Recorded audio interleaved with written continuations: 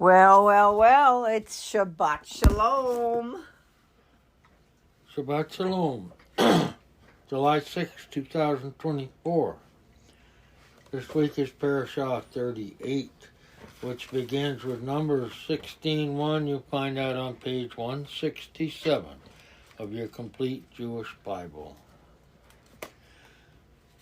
Now Korach, the son of Issachar, the son of Kahat, the son of Levi, along with Dathan and Abiram, sons of Eliab, and On, the son of Pelet, descendants of Reuben, took men and rebelled against Moses.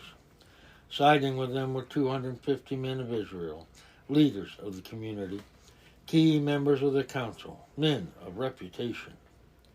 They assembled themselves against Moses and Aaron and said to them, "You take too much on yourselves. After all, the entire community is holy, every one of them, and Adonai is among them. So why do you lift yourselves up above Adonai's assembly?" When Moses heard this, he fell on his face.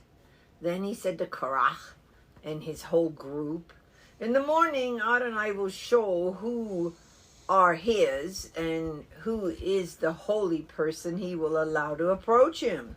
Yes, he will bring whomever he chooses near to himself.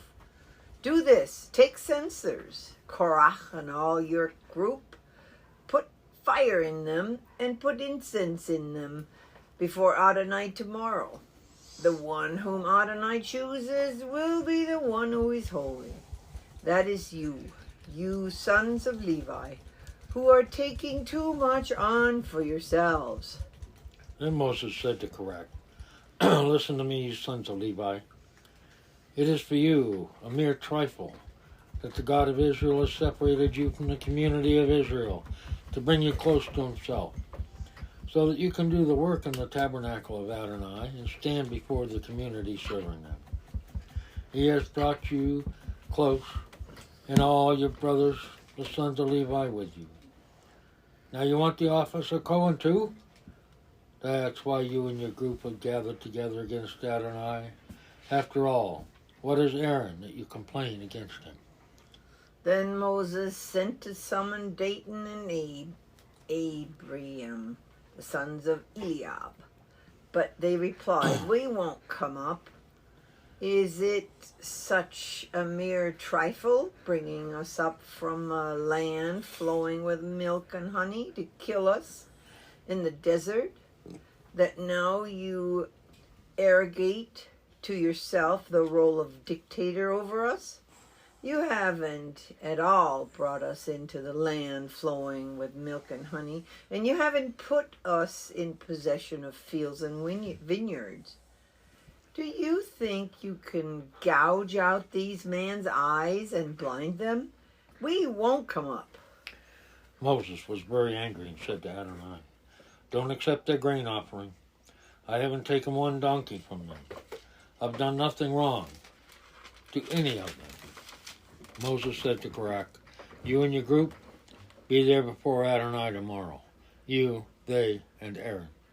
Each of you take his fire pan and put incense in it. Every one of you bring before Adonai his fire pan, 250 fire pans.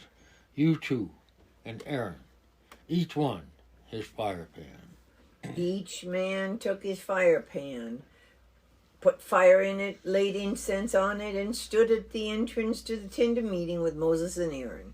Korach assembled all the group who were against them at the entrance to the tent of meeting. Then the glory of Adonai appeared to the whole assembly. Adonai said to Moses and Aaron, "Separate yourselves from this assembly. I'm going to destroy them right now." They fell on their faces and said, "O God, God of the spirits of all humankind, if one person sins, are you going to be angry with the entire assembly?" Adonai answered Moses, "Tell the assembly to move away from the homes of Korach, Dathan, and Abiram."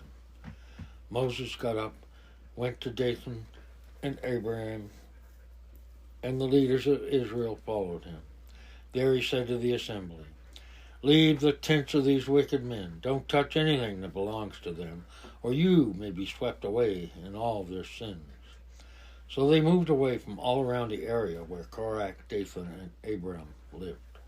Then Dathan and Abiram came out and stood at the entrance of their tents with their wives, sons, and little ones. And Moses said, "Here is how you will know that Adonai has sent me to do all these things, and that I haven't done them out of my own ambition. If these men die a natural death like other people, only sharing the fate common to all humanity, then Adonai has not sent me. But if Adonai does something new, if the ground opens up and swallows them with something they own, with everything they own, and they go down alive to Sheol, then you will understand that these men have had contempt for Adonai." The moment he finished speaking, the ground under them split apart. The earth opened its mouth and swallowed them up with their households, all the people who had sided with Korah and everything they owned. So they and everything they owned went down alive into Sheol. The earth closed over them, and their existence in the community ceased. All Israel around them fled at their shrieks, shouting, "The earth might swallow us too." The fire came out from Adonai and destroyed the 250 men who had offered the incense. Adonai said to Moses, "Tell Eleazar, the son of Aaron, the Cohen, to remove the fire pans from the fire and scatter the smoldering coals at a distance, because they have become holy. Also the fire pans of these men whose sin cost them their lives have become holy, because they were offered before Adonai. Therefore have them hammered into plates to cover the altar. This will be a sign for the people of Israel." Eleazar the Cohen took the brass fire pans which the men who had been burned to death had offered, and they hammered them into a covering for the altar, to remind the people of Israel that an ordinary person, not descended from Aaron, is not to approach and burn incense before Adonai, if he wants to avoid the fate of Korah and his group, as Adonai had said to him before through Moses. But the very next day, the whole community of the people of Israel complained against Moses and Aaron. "You have killed Adonai's people." However, as the community was assembling against Moses and Aaron, they looked into the direction of the tent of meeting and saw the cloud cover it, and the glory of Adonai appear. Moses and Aaron came to the front of the tent of meeting. Adonai said to Moses, "Get away from this assembly, and I will destroy them at once." But they fell on their faces. Moses said to Aaron, "Take your fire pan, put fire from the altar in it, lay incense on it, and hurry with it to the assembly to make atonement for them, because anger has gone out from Adonai, and the plague has already begun." Aaron took it as Moses had said, and ran to the middle of the assembly. There the plague had already begun among the people, dead and the living. But he added the incense and made atonement for the people. He stood between the dead and the living, and the plague was stopped. Those dying from the plague numbered 14,700, besides those who died in the Korah incident. Aaron returned to Moses at the entrance to the tent of meeting, and the plague was stopped. Adonai said to Moses, "Speak to the people of Israel and take from them staffs, one from each ancestral tribe, from each leader of a tribe, 12 staffs. Write each man's name on his staff, and write Aaron's name on the staff of Levi. For each tribe's leader is to have one staff. Put them in the tent of meeting in front of the testimony where I will meet you. The staff of the man I'm going to choose will sprout buds, In this way, I will put a stop to the complaints the people of Israel keep making against you. Moses spoke to the people of Israel, and all their leaders gave him staffs, one for each leader, according to their ancestral tribes, 12 staffs. Aaron's staff was among their staffs. Moses put the staff before Adonai in the tent of the testimony. The next day, Moses went into the tent of the testimony, and there he saw that Aaron's staff for the house of Levi had budded. It had sprouted not only buds, but flowers and ripe almonds as well. Moses brought out all the staffs before Adonai to all the people of Israel, and they looked, and each man took back his staff. Adonai said to Moses, "Return Aaron's staff to its place in front of the testimony. It is to be kept there as a sign to the rebels, so that they will stop grumbling against me and thus not die." Moses did this. He did as Adonai had ordered him. But the people of Israel said to Moses, "Oh no, we're dead men, lost. We're all lost. Whenever anyone approaches the tabernacle of Adonai, he dies. We will all perish." Adonai said to Aaron, "You and your sons and your father's family line will be responsible for anything that goes wrong in the sanctuary. You and your sons with you will be responsible for anything wrong in the service as Cohen. But you are to bring your kinsmen, the tribe of Levi, along with yourselves, to work together with you and help you, you and your sons with you. When you are there before the tent of meeting, they are to be at your disposal to perform all kinds of tasks related to the tent. Only they are to come near the holy furnishings or the altar, so that neither they nor you will die. They will work together with you in your duties related to the tent of meeting, whatever the sacrifice in the tent may be. But an unauthorized person is not to come near you.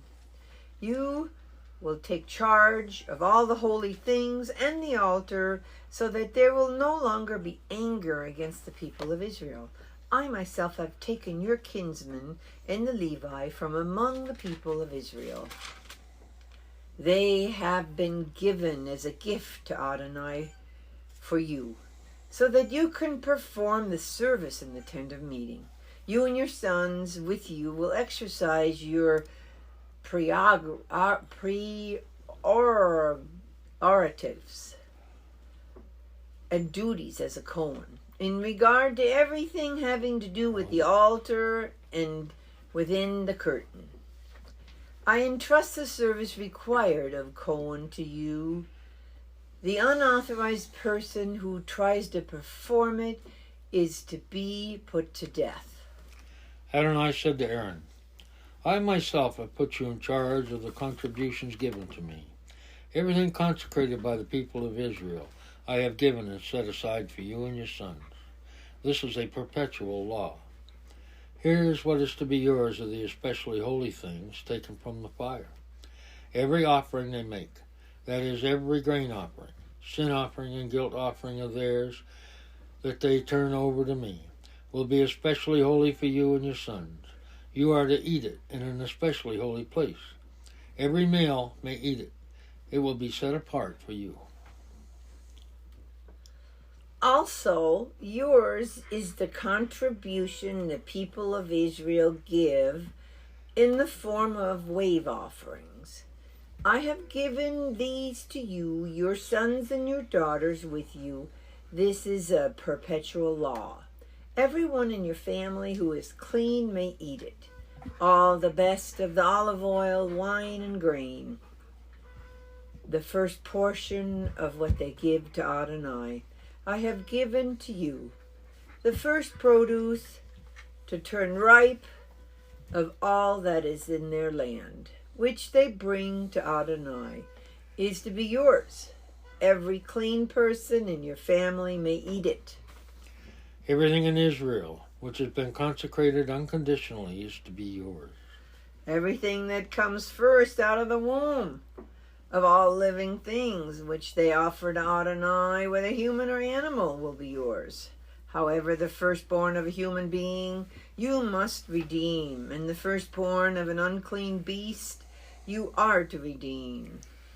The sum to be paid for redeeming anyone a month old or over is to be 5 shekels of silver, as you value it, using a sanctuary shekel. But the firstborn of an ox, sheep, or goat you are not to redeem. They are holy. You are to splash their blood against the altar and make their fat go up in smoke as an offering made by fire, as a fragrant aroma for Adonai. Their meat will be yours, like the breast that is waved and the right thigh. They will be yours. All the contributions of holy things which the people of Israel offer to Adonai I have given to you, your sons and your daughters, with you.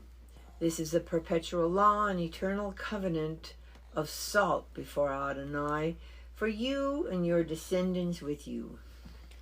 Adonai said to Aaron, "You are not to have any inheritance or portion in their land. I am your portion and inheritance among the people of Israel." To the descendants of Levi I have given the entire tenth of the produce collected in Israel. It is their inheritance in payment for the service they render in the tent of meeting. From now on, the people of Israel are not to approach the tent of meeting, so that they will not bear the consequences of their sin and die. Only the Levi are to perform the service in the tent of meeting, and they will be responsible for whatever they do wrong.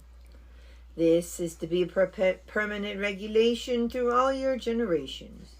They are to have no inheritance among the people of Israel, because I have given the Levi as their inheritance the tenth of the produce which the people of Israel set aside as a gift for Adonai. This is why I have said to them that they are to have no inheritance among the people of Israel. Adonai said to Moses, "Tell the Levites, when you take from the people of Israel the tenth of the produce which I have given you from them as your inheritance, you are to set aside from it a gift for Adonai, 1/10 of the tenth. The gift you set aside will be accounted to you as if it were grain from the threshing floor and grape juice from the wine vat. In this way you will set aside a gift for Adonai from all your tenths that you receive from the people of Israel. And from these tenths you are to give to Aaron the Cohen the gift set aside for Adonai. From everything given to you, you are to set aside all that is due Adonai, the best part of it, its holy portion."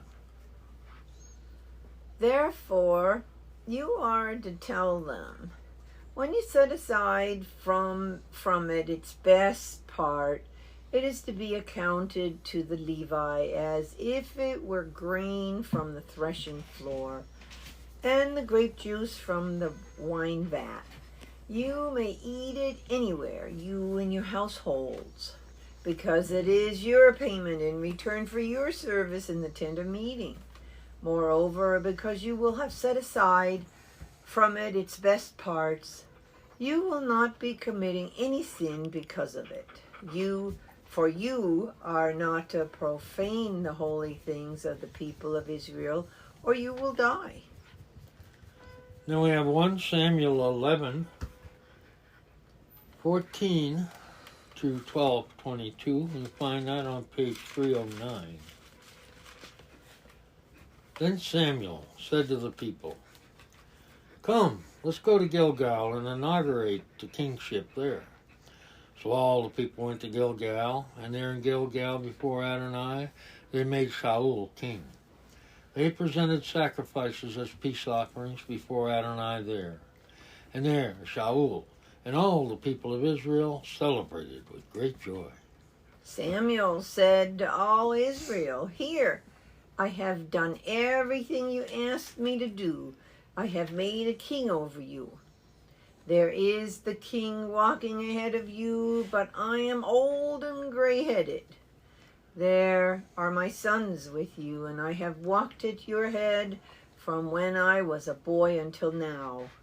So here I am. Now is the time to witness against me before Adonai and before his anointed king. Does any of you think I have taken your ox or donkey, defrauded or oppressed you, or accepted a bribe to deprive you of justice? Tell me, and I will restore it to you." They answered, "You haven't defrauded or oppressed us, and you have accepted nothing from anyone." And he said, "Adonai is witness against you, and his anointed king is witness against you today, that you have found nothing in my hands." And they replied, "He is witness." Samuel said to the people, "It was Adonai who appointed Moses and Aaron, and who brought your ancestors up from the land of Egypt. Now hold still, because I am going to enter into judgment with you before Adonai regarding all the righteous acts of Adonai that he did for you and your ancestors." After Jacob had entered Egypt, your ancestors cried to Adonai, and Adonai sent Moses and Aaron, who brought your ancestors out of Egypt and had them live here in this place. But they forgot Adonai their God, so he handed them over to Sisera, commander of the army of Hetzer, and to the Philistine, to the king of Moab, and they fought against them. But they cried to Adonai and said, "We sinned by abandoning Adonai and serving the Balaam and the Asherat. But now, if you rescue us from the power of our enemies, we will serve you." So Adonai sent Jerubbaal, Badan, Itzah, and Samuel, and rescued you from the power of your enemies on every side, and you lived securely. When you saw that Nahash, the king of the people of Ammon, was attacking you, you said to me, "No, we want a king to rule over us," when Adonai your God was your king. Now, here is the king you have chosen, the one you asked for. See, Adonai has put a king over you. If you will fear Adonai, serve him, obey what he says, and not rebel against Adonai's order, if both you and the king ruling you remain followers of Adonai your God, then things will go well for you. But if you refuse to obey what Adonai says and rebel against Adonai's order, then Adonai will oppress both you and your leaders. Now therefore hold still, and see the great deed which Adonai will perform before your very eyes. Now is wheat harvest time, isn't it? I'm going to call on Adonai to send thunder and rain. Then you will understand and see how wicked, from Adonai's viewpoint, is the thing that you have done in asking for a king. Samuel called to Adonai, and Adonai sent thunder and rain that day. Then all the people became very much afraid of Adonai and Samuel.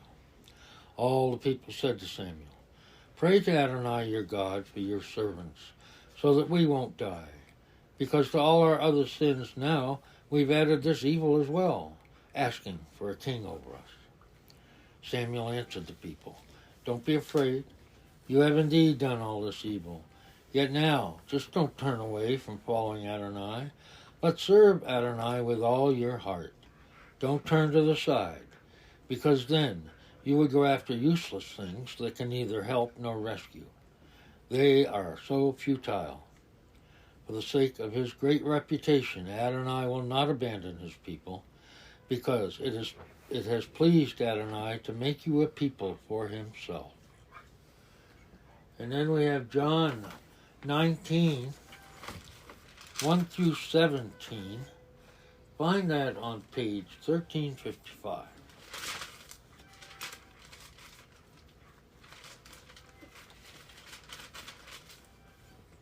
$13.55. And that was 19:1. 19:1. Pilate then took Yeshua and had him flogged. The soldiers twisted thorn branches into a crown and placed it on his head, put a purple robe on him, and went up to him, saying over and over, "Hail, King of the Jews," and hitting him in the face. Pilate went outside once more and said to the crowd, "Look, I'm bringing him out to you to get you to understand that I find no case against him." So Yeshua came out, wearing the thorn branch crown and the purple robe. Pilate said to them, "Look at the man." When the head Cohen and the temple guards saw him, they shouted, "Put him to death on the stake! Put him to death on the stake! Stop! Stop! Stop!" Continuing from the interruption. Pilate said to them, "You take him out yourselves and put him to death on the stake, because I don't find any case against him." The Judeans answered him, "We have a law. According to that law, he ought to be put to death, because he made himself out to be the Son of God." On hearing this, Pilate became even more frightened. He went back into the headquarters and asked Yeshua, "Where are you from?" But Yeshua didn't answer. So Pilate said to him, "You refuse to speak to me? Don't you understand that it is in my power either to set you free or to have you executed on the stake?" Then Yeshua answered, "You would have no power over me if it hadn't been given to you from above. This is why the one who handed me over to you is guilty of the greater sin." On hearing this, Pilate tried to find a way to set him free, but the Judeans shouted, "If you set this man free, it means you're not a friend of the emperor. Everyone who claims to be a king is opposing the empire." When Pilate heard what they were saying, he brought Yeshua outside and sat down on the judge's seat in the place called the Pavement. It was about noon on preparation day for Passover.